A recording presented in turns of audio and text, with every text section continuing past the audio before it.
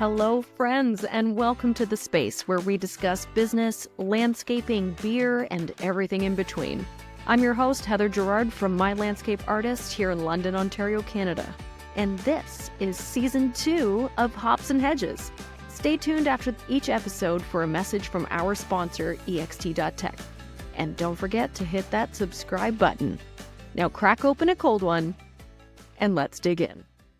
And here we are. With me today is Gerad Vanden Bussche from Vanden Bussche Irrigation and Lighting in London, right? No, not quite in London. We're in a small town called Delhi, Ontario. Oh, We Delhi, have a couple Ontario. locations. Yeah, we have a couple locations in the GTA as well too. Okay, awesome. Yeah, And you and guys do like wholesale irrigation lighting, and you also work with the states, right? so we import a lot of products. We don't Yep. sell many products to the United States. Okay, so you just bring stuff Um, in. yeah, we the actual name of the company is just Vanden Bussche Irrigation, but we do distribute landscape lighting products as well too. Very Um, cool. Yeah, we serve three core markets, being landscape, golf, and agriculture, Yep. as wholesale irrigation supplier. So our core customers are either like a residential or commercial irrigation contractor, golf course superintendent, or a grower of some sort. Usually, it's a high Gotcha. value crop like fruits and vegetables and whatnot. Yep. Um, and so you have actually, so you're the VP, but this is a family business going back 70 years. Did I read that right? Yep, yeah, that's right. 71 now. Smoke. 70. That's nuts. Yeah. Yeah, my So, great grandfather and grandfather started the business together. I think for 1 year they operated as G. Vanden Bussche and Sons, or and Son, sorry. And then they incorporated the name Vanden Bussche Irrigation 71 years ago. smokes. And Yeah, so, and my um, father is now the company president and majority owner. yep. My sister and I are both vice presidents and minority owners in the business. And so, yeah, that would make us the fourth generation, my sister and I. Wow. And so did you know from a very early young age that the plan was you are taking over the business? I wouldn't necessarily say that. It probably wasn't until I was in university when it really clued into me. Yeah. Um, I went and got a business degree at Brock University, and I found myself, because at that time I wasn't exactly sure what I was going to do. Hmm. But I found myself sitting in all those lectures and classes thinking, how does this relate to the family business over Hmm. and over again? And at some point, I came to the realization, it's like, well, I guess I kind of know what I really want to do because Yeah. that's what I'm thinking about the whole time while I'm in here. So that's when it became clear to me that that's what I wanted to do. Wow. I can't, I mean, I can and I can't imagine growing up with a family business that has such a legacy, right? Like you're at the kitchen table and it's business and it's shop and it's stories and it's, oh, I met this client today or 20 years ago I had this client and just with that kind of history, it's incredible. Yeah, it's we take a lot of pride in it, of course. Comes with some pressure too, right? Because it's I was gonna say, like you holy, mentioned, it's a legacy. Not too many family businesses get past second and third generations, so right. I I don't know, maybe I'm destined to fail it. Keep One that would. legacy going as long as we can. Yeah, holy smokes. And so your business, if I remember, I think you said you've got like 70 plus employees. Yep, yeah, around full-time employees is right around 70. It's kind Holy. of always changing, but it's right in around there. And then Yeah, another 15 or so seasonal. nice. And so is it So, wholesale supply and sales, or do you also install? Like what's your mortgage, smorgasbord of services? so no, we don't do any install work. Okay. So we're buying and reselling products from a wide array of vendors from around the world that create irrigation products. Yeah. So we warehouse them, and then we do irrigation designs and consulting. And then we are reselling those products either in agriculture and golf. We're typically selling them directly to the end user in Gotcha. themselves that are going to be installing them, or they may hire a contractor to come in and help them install it if it's big enough scope of a project that they can't handle it themselves. Right. Or then we're selling to irrigation contractors as well too, that are putting in residential irrigation systems or commercial irrigation systems as well too. Gotcha. It's interesting because it's very much a bit of a mirrored setup to my business, although I'm only a business of one. So I don't have that stress of managing 70 plus people. Oh my gosh, no frickin' way. But I do sell designs. So I don't resell designs. I do them all myself, but I'm either selling them to a contractor or I'm selling them to a homeowner to give to their contractor, right? Or I'm finding the subcontractors to do it. So that business to business model, there's not, it's a certain type of beast, isn't it? Yeah, it sure is. Yeah, definitely. And we've had relationships with a lot of these customers for a lot of years, right? It's you mentioned it, like even the history, like there's some, like in agriculture, there's actually some customers that um like there's a younger generation that's my age. I've been dealing with them. Their father was buying irrigation products from my father. Their Wow. grandfather was buying irrigation products from my grandfather. So we have a really good network of customers that we deal with quite regularly. That's amazing. I know, so I'm coming from the landscape side of things, and it's something when you come across a business that's a landscaping business that's been around for 25 years and they've still got clients with them from 25 years ago. You're talking like generational clients. Like that's just it's Yeah, so cool. It blows my mind. So that's really yeah, a star in your cap, as they say, or whatever that phrase is. But it's pretty impressive, whatever that phrase is. yeah, yeah. So It's really cool, and that's been true in the landscape world as well too. Like there are some irrigation contractors that have been out there for multiple generations, and that's true as well there too. yeah, too crazy. So still got lots of questions for you, but I do want to know, what are you drinking? I have with me a steam whistle uh, Good old Pilsner. faithful. I had to go with something Canadian in Yep. these times. So, Me I, too. I feel that. My yeah, favorite beer actually is from the States, and they pulled out of Canada like, I don't know, 2 or 3 years ago, I think, or maybe a year and a half, something like that ago, which is too bad. Voodoo Ranger, have you ever heard of it? no, I haven't. Actually, if you like Steam Whistle or Stella or Corona, you probably wouldn't like Voodoo Ranger. It's pretty funky. Okay. So I've actually got a new one for me. This is called Forefathers IPA, from Forefathers Brewing. And the art, I don't know if we can see it. Wait, where Yeah, is it? it's a cool It's can. like an iguana king Shakespeare dude. Like, who comes up with this art and these names? I don't know. So, of Yeah, well, that's cool. course, I've got this brand new microphone for podcasting and it cancels out all the sound. So it doesn't capture the of opening a can anymore. Okay, well, maybe mine will catch it. Should Okay, I real open mine? close. Yeah, do it. Real close to the mic. Sounds Hopefully, that so was good. good. Let's see. We'll see in post-production if that noise gets erased or not. Stupid Yeah. software.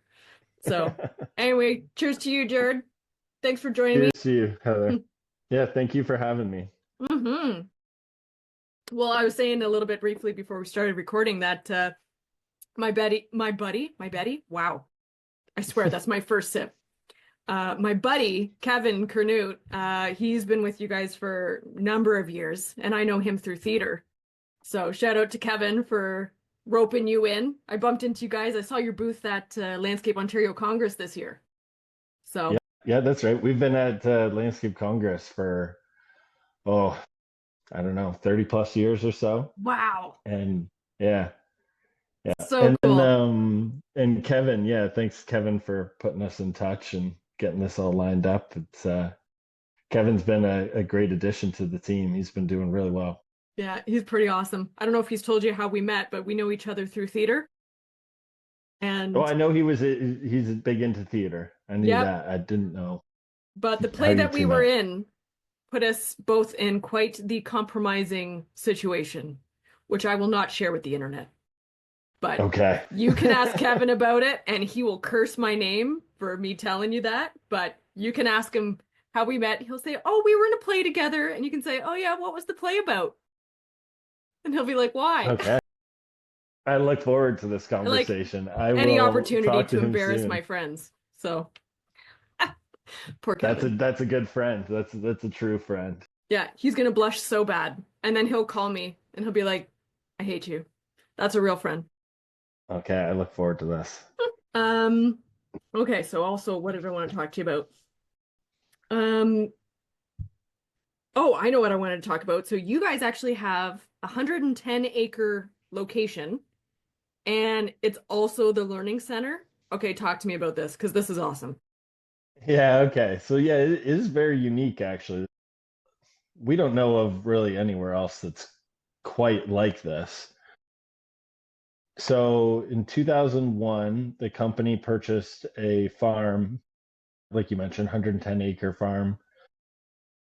It's just a 7 or 8 minute drive down the road from our headquarters.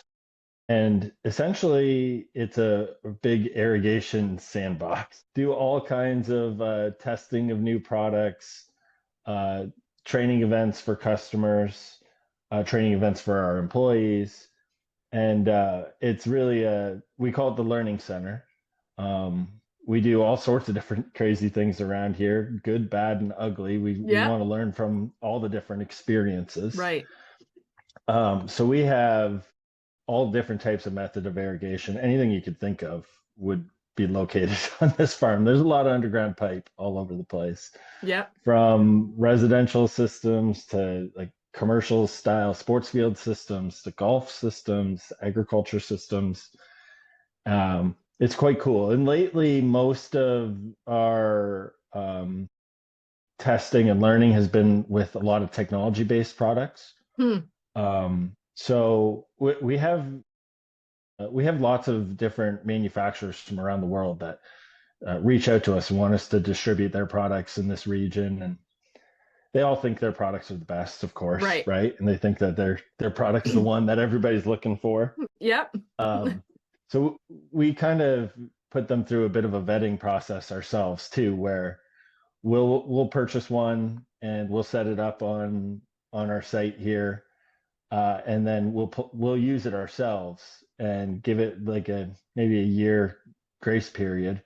where we find if we think the product is useful and we enjoyed working with it, we feel like we have a pretty good sense of that our customers would like it as well too. Yep. And then we're better trained as a company ourselves on how to use it, the benefits, the shortfalls of the different products. So we can really help guide somebody in this new product that they would use because we've used it ourselves. Right. I know, so me personally, I don't work with a lot of irrigation. I've done some very like high level irrigation plans for small scale residential.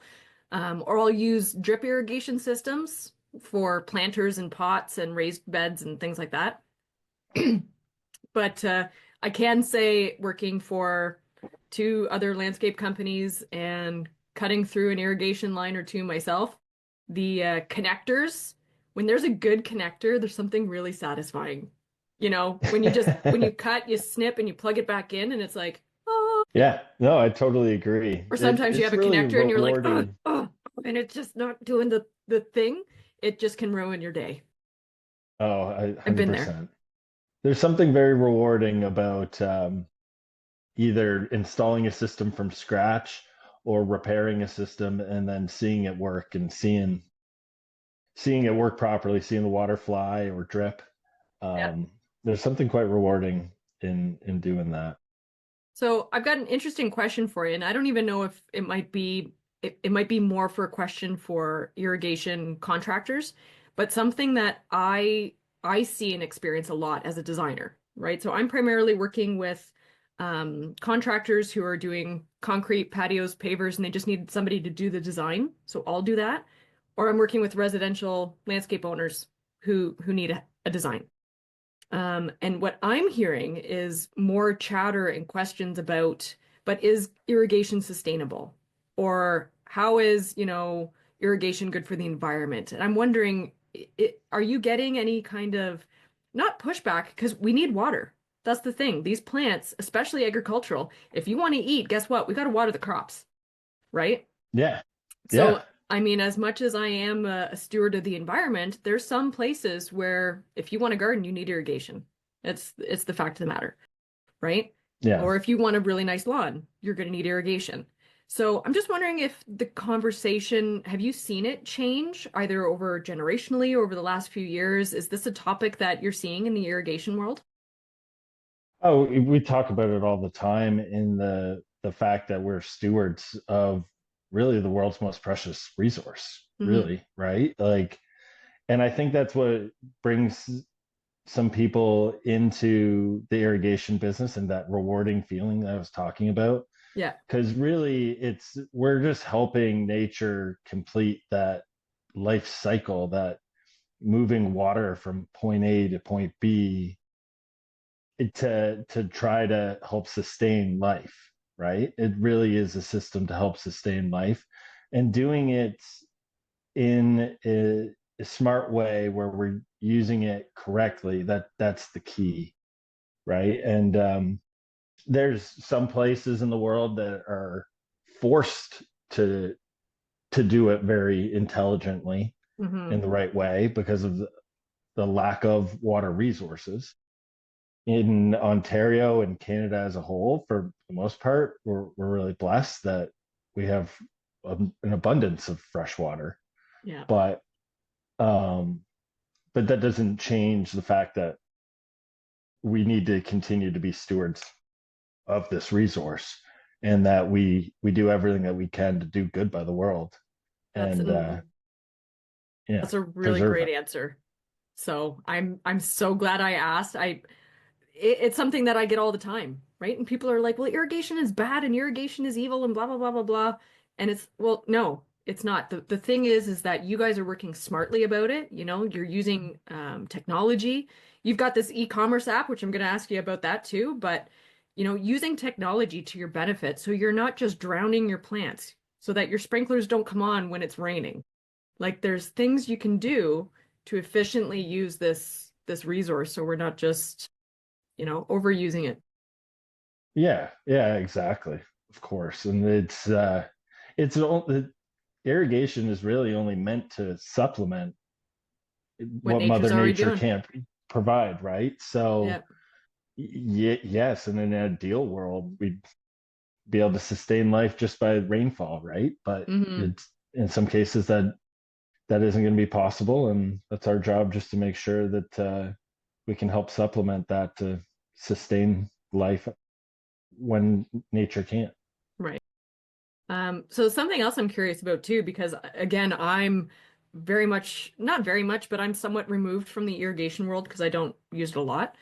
Um, but for somebody who's listening, maybe a residential homeowner or a contractor who's thinking about incorporating more irrigation type things.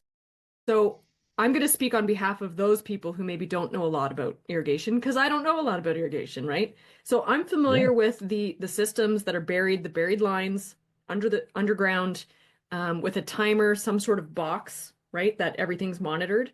But I've often wondered if there's any way to, one, incorporate irrigation systems with like a rain barrel or a water storage, so you're not pulling water from city water.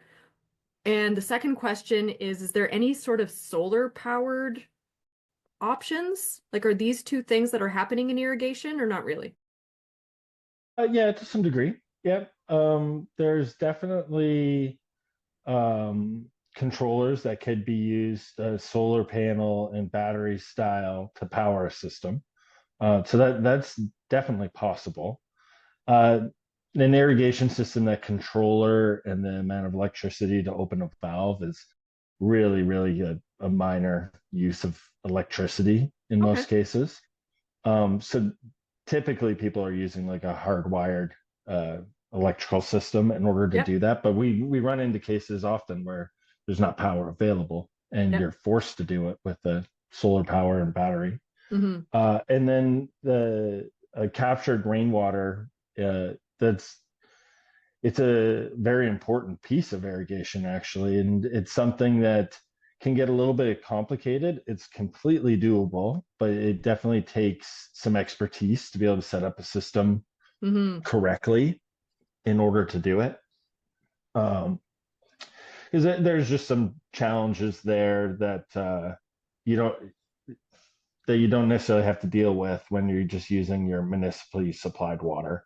Right. Um, I just often think water about gravity quality. and pressure, right? And quality. Like how are you cleaning this? How are you filtering it? How are you making sure that no bugs are getting through it? Because that'll block your irrigation line real fast.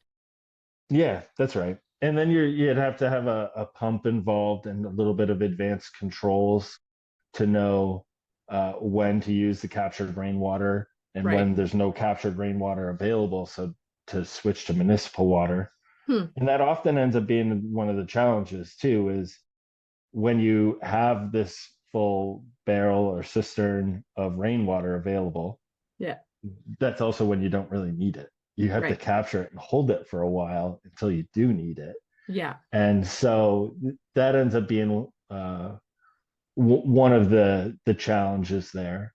And one thing that people sometimes have a hard time understanding that aren't in the irrigation industry is really how much water an irrigation system really needs.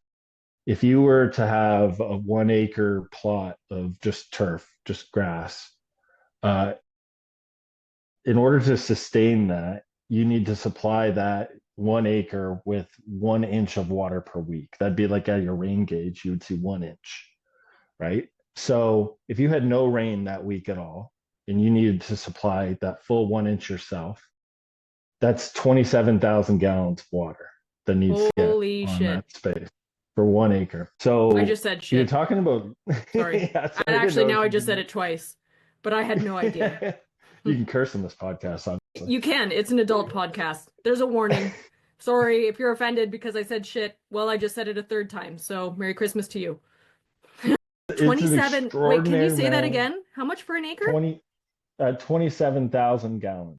For 1 week supply of water. That's to put 1 inch of water on 1 acre. It, as a general rule of thumb, turf or much of most plants do, the water requirements of all kinds of different plants are different, but it's a pretty good rule of thumb of 1 inch of water per week. So if it rained a half an inch that week, then you only need to supply the other half an inch. Right. So it's like 13,000 gallons of water, but it's a very, very substantial amount of water.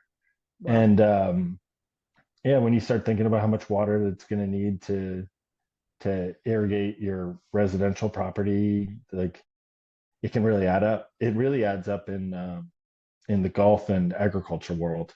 Yeah. You talk about irrigating hundreds of acres, and you start talking about millions of gallons of water being used to keep Right. that space alive. And as So long as we want to keep them alive and sustain them, the best thing to do is to do it efficiently. Get a that's right. system, use the technology that's monitoring what's already fallen, so you're not just using water when you don't need to be That's right. or Yeah, using too much. just to So, supplement Mother Nature. yep. And with Yeah, and climate it's change, it's it's going all to be a crazy yeah, adventure. it'll be growing even more. Yeah. And I mean, it's all part of the water cycle too, Yep. right? It's not that the water's wasted forever. It's going through its natural life cycle, like we Yeah. learned in Goes into the elementary ground and school, right? It's yeah. yeah. So So very cool. It's interesting just talking about that cycle. It's reminding me of the Fusion Landscape Professional Training. Have you heard of this training at all?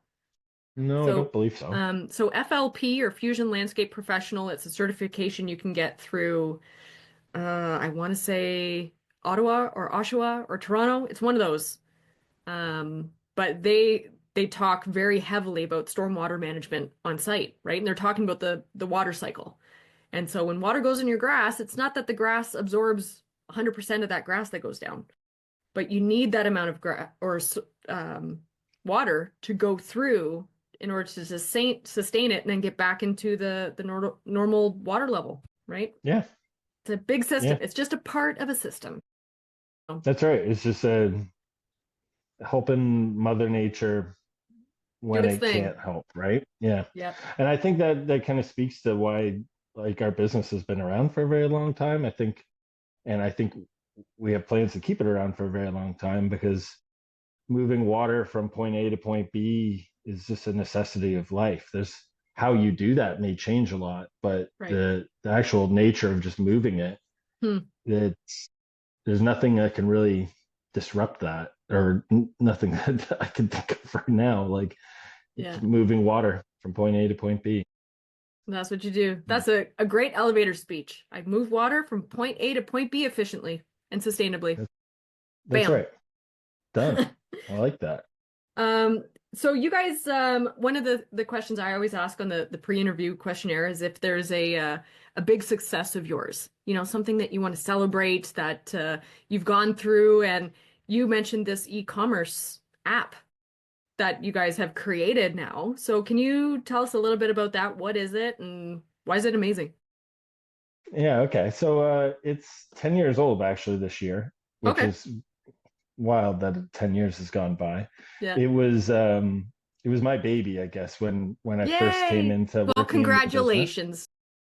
Yes, thank you. Your baby's 10. Aw. Keep growing. Yep. They grow up so fast. Yeah, exactly. And I think it's in its third iteration now. We've scrapped it and rebuilt it now twice. So this is the third iteration. And so it's an e-commerce system that's meant for our customers to be able to use. We don't have any intention in selling a sprinkler head to some random person across Canada or across the world. Yep. We wanted to develop a e-commerce system that would make our customers' lives easier dealing with us. In the irrigation space, there's a lot of products or SKU numbers that can make up an irrigation system. We keep in inventory roughly like 15 to 20,000 different items at any given time. Wow. So it ends up being a wide breadth of products. It's so when I first joined the business, I was taking orders over the phone or by email or at the counter and things. And the entire time I was thinking like, there's got to be a better way to do this, right? Because it's very hard to describe all the little parts that everybody wants. Everybody has different vocabulary for what they call it. So we developed this e-commerce platform for our core customers, which I mentioned, contractors, golf superintendents, and agriculture growers. Yeah. Which put our product database online. I think one of the biggest keys to it is that it was designed as a mobile app. So it's not a website that is mobile friendly. It's a mobile app that also works on your desktop. Wow. So ease of use is prime. Yeah. Well, and that's when you think of our three core customers, they don't spend a lot of time in front of a computer. They're usually steel-toe boots on and they're moving. They don't. So having the ability for it to be optimized for a phone was, I think, one of the best decisions that we made when undertaking that project. So yeah, it's grown a lot, and we have a lot of people from the irrigation industry in all kinds of different regions around the world, like trying to pick our brain on like how we were able to develop it, how it's working. So I there's a few other distributors across the world that are family-run businesses like ours that I kind of help consult with to try to get their own systems up and running. Bravo, sir. Bravo. Thank you. You do not need to be a silo. You do not need to keep all of the information, tips, tricks, and tools to yourself. If you share them, it makes the world a better place. So, I kudos to you. couldn't agree more. Ah, Couldn't agree why more. don't more people do this? Yeah. I tip my Yeah, hat to right you, now sir. we do about like 20% of our company sales through e-commerce, which is Wow. a big change, like with a 70-year-old company trying to Get into the move in a slightly more other hip. direction, modern feel. Yeah, Yeah. exactly. So we're Wow, that's quite proud of it, awesome. and our That would customers have, really but you enjoy it. think about, so 20% of your sales are through e-commerce. Think about the time that you are saving because Yeah, it's not a phone call. It's not somebody at the counter. It's not an email. Like, that's awesome. yeah, yeah, and it's a true win for our customers too. We have many customers that live and breathe and open this app multiple times a day, every Yeah. day. It's made their lives a lot easier. It's made our lives a lot easier. It really is a win-win all That's around. so great as a company. If there's a way that you can make purchasing your services or your products easier, smoother, and faster, you're gonna sell and do more. You're gonna do more good. You're gonna, right? It's not just about selling, it's not the bottom line, but these are products that people need to buy. So if you can make it easier and faster, Yeah, so that's yeah, awesome. exactly. Yeah. I'm a millennial myself. I value convenience. Yeah. I think as a society, we probably value convenience maybe a little bit too much. So But can I ask you too? So I don't know if you're ready to share it with the internet or not, because I'm an what they call an elder millennial, I think is what the term is. I don't know. There's this weird term. But can I ask you what year you were born? Out of I'm a curiosity. 92, 1992. So I think I'm a later 1992? Oh millennial. my God. I was born in 87 Oh, okay. So then because I'm it's not also a that much millennial, different. but I'm an Yeah. older millennial. I don't know where that fall makes me fall. Am I middle millennial or am I an elder You're middle millennial age, too? a middle-aged millennial? I don't know. Mm. Oh geez. That's just funny talking about different generational family and then we're talking about our generations. Well, the kids these Yeah. days, they'll never know what it's like, but they do. Um, so anyway, sorry, I digress. It's the ADHD. I just latch on to something. I'm like, oh, that's hilarious. Welcome. I'm so glad you're along for the ride. Yeah, absolutely. I'm all in for the ride. Perfect. So we still have about 10 minutes here, and there's so many things that I can still ask you about that you put in your questionnaire.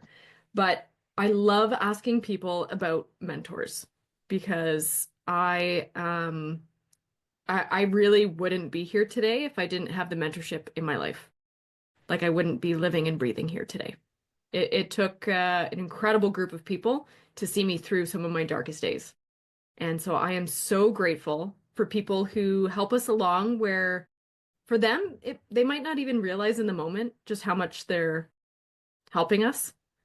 Um, they're just good people and they do in the moment. And then to us, it changes our world. And you Yeah. mentioned your dad, Mark, as your mentor. So can you give a shout out to your dad and what has he done that's really influenced you and made your life a better one?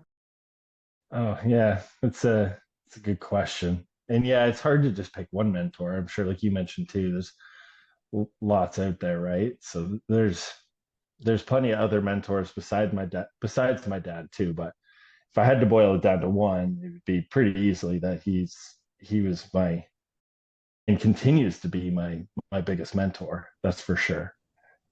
It's hard to put it into words sometimes, but it's learned a lot from him over the years, mostly around people and understanding people, working with people, trying to be a leader, trying to be a good teammate, trying Mm, to really empathize with people and try to put myself in someone else's shoes.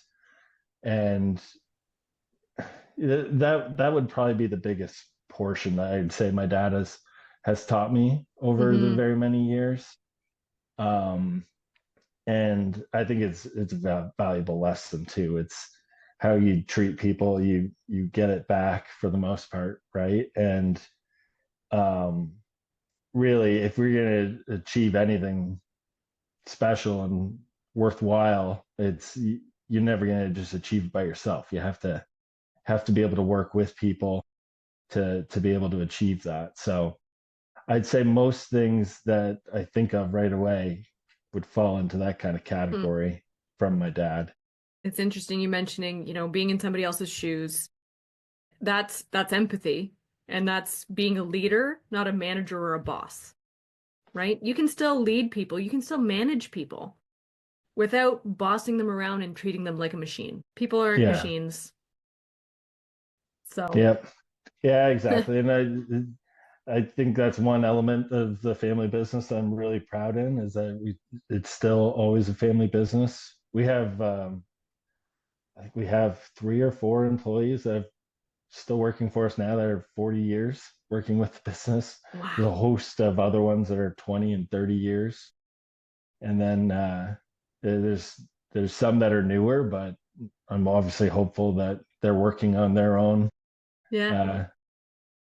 tenure as well too. So and the retaining of good people on the team, like it's so valuable. And in order to do that, you have to learn and grow with them, right? It's mistakes happen and you learn from them, you grow from them, and you do better the next time.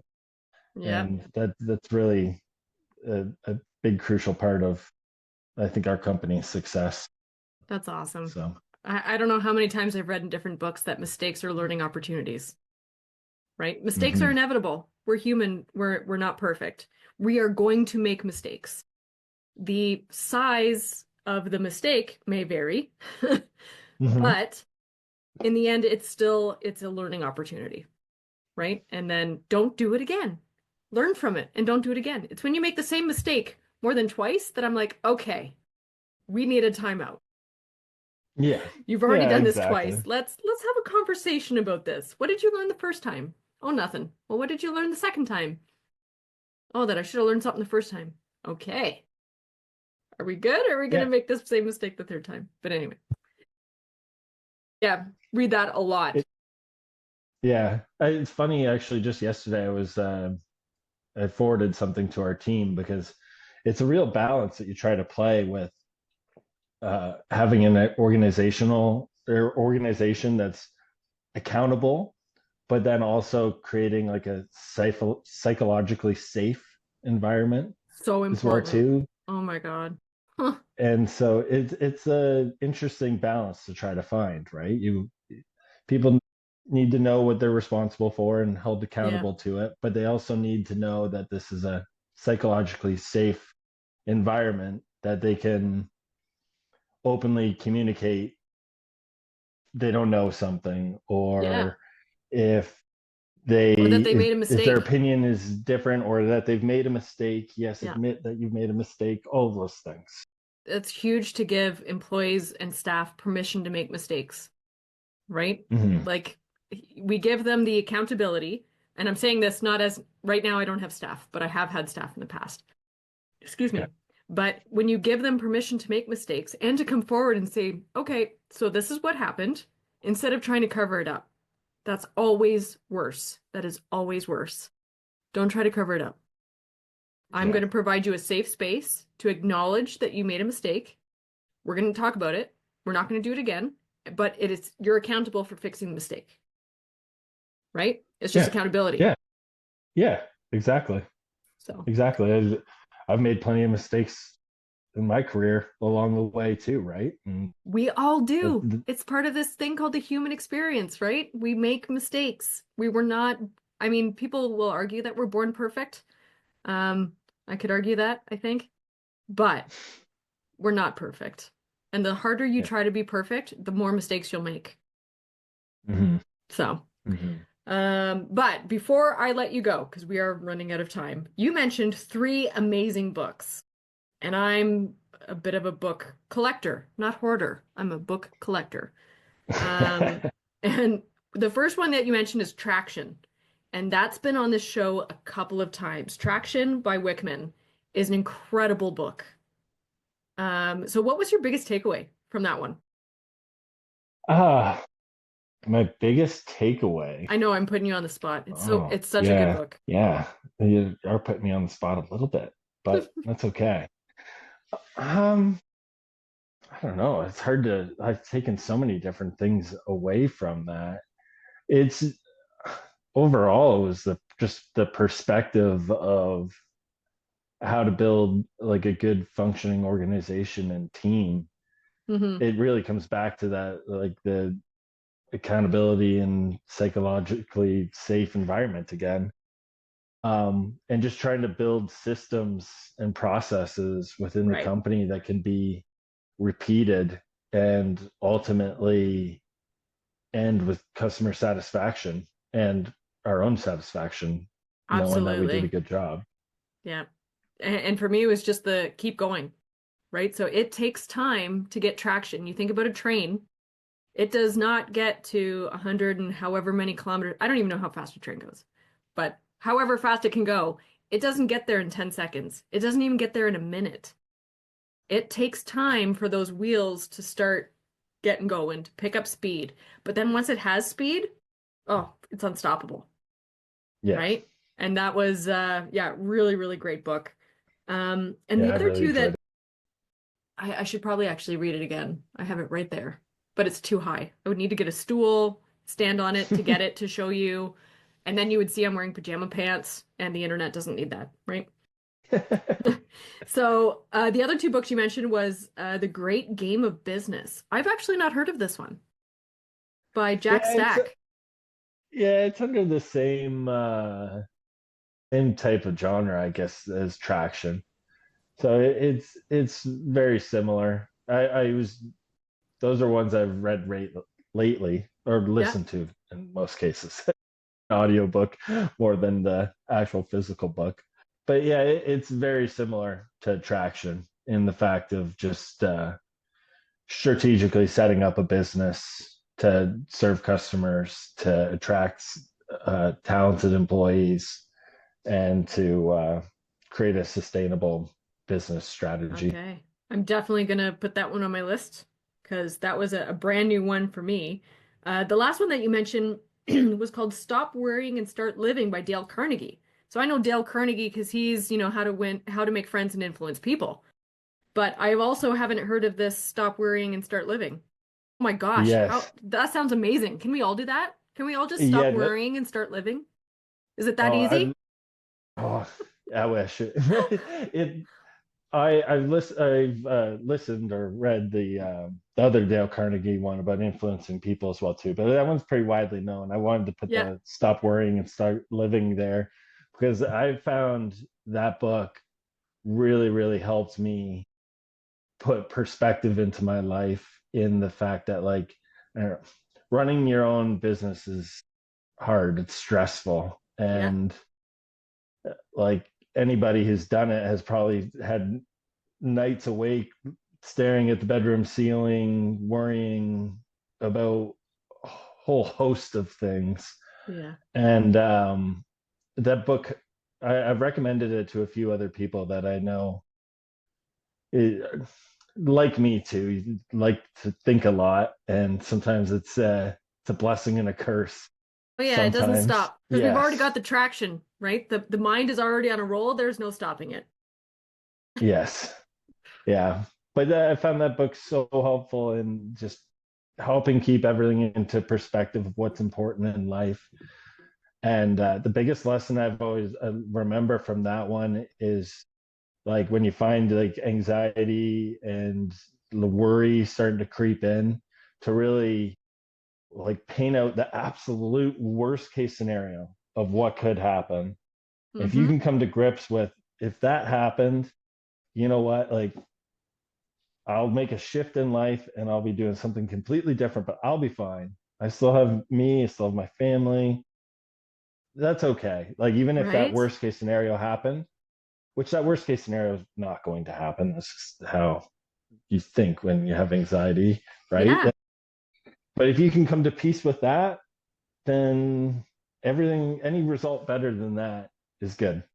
Let's Oh my gosh. stop worrying about that and keep it in perspective that at the end of the day, even if I don't know, the business crumbled and fell apart and all of this, like remember what's really important to you in your life, Yeah. and what you just start to rebuild again on something Yep. else, right? So That is so powerful. I've come across it myself talking about, dealing with anxiety and writing down the worst case scenario. It's one thing to write down pros and cons. Okay, what's the pros and cons of if I make this choice? But if you write down, give yourself permission to write down the doom and gloom scenario, the absolute worst that can happen. And when you look at it, there's something that happens where you're reading the words and you're like, well, number one, there's no way this is going to happen. So yeah, what am I worrying about? Right? yeah, I can't say how powerful the words are that you said, because I think as soon as we realize that usually the obstacle in our way for deciding to do or not do something is ourselves, once we break through that, we're unstoppable. Like as yeah. humans, I think we can do extraordinary things. If we just break through this, we're still in that caveman, we have to fight off the mammoth or the dinosaur or the saber-toothed tiger, or like when I open my front door, who knows what's going to get me? There's no saber-toothed tigers anymore. We ate them. Okay? So get out there and just do the thing, because the worst thing that Yeah. can possibly happen probably isn't going to happen. And the next best thing will be better than if you don't do anything. Oh, it's just, gold, what you said. I love it. Gerad, Well, it's been great picking your brain, talking about irrigation, talking about books and everything else. Sharing a beer with you and meeting you for the first time virtually. So glad to have met you. So we'll have to do this again sometime, but I wish you all the best in your business and fantastic season and another amazing 70 plus years ahead of you. well, thank you very much, Heather, and thank you very much for having me on. I really have come to enjoy your podcast over the last few weeks since I've heard of it, and Sweet. I'll be a passionate follower, and I'd gladly come on any other time that you'd like to speak with me again, if that was the case. But yeah, Absolutely. thank you, and you keep doing you. You're doing a great job. Thank you. Love Well, it. and when you have some big news or some big change in the business, you call me up and we'll tell the world about it, okay? Okay, all right, Okay. Thanks, Gerad. I'll talk to you soon. all right. Thank you, Heather. Take care. Cheers. That concludes this week's episode, hosted by me, Heather Gerard at My Landscape Artist. Now, before you go, here's some info about our sponsor, ext.tech. In today's fast-paced world, your landscaping business needs modern solutions to keep up with the change. That's where EXT comes in. EXT is revolutionizing the way you manage projects and streamlines your landscaping, snow removal, and construction operations. Instead of juggling 5 different software packages, endless spreadsheets, losing track of leads, and missing out on potential sales, you could be leveraging AI job routing, client management, and financial insights with a modern mobile app that employees love to use. With EXT's flat rate pricing, you'll never be caught off guard. If you're ready to revolutionize and grow your landscaping business, visit ext.tech today to learn more. And for additional savings, use the code HOPS10 at checkout, or just tell them that Heather sent you. See you next week for another episode of Hops and Hedges.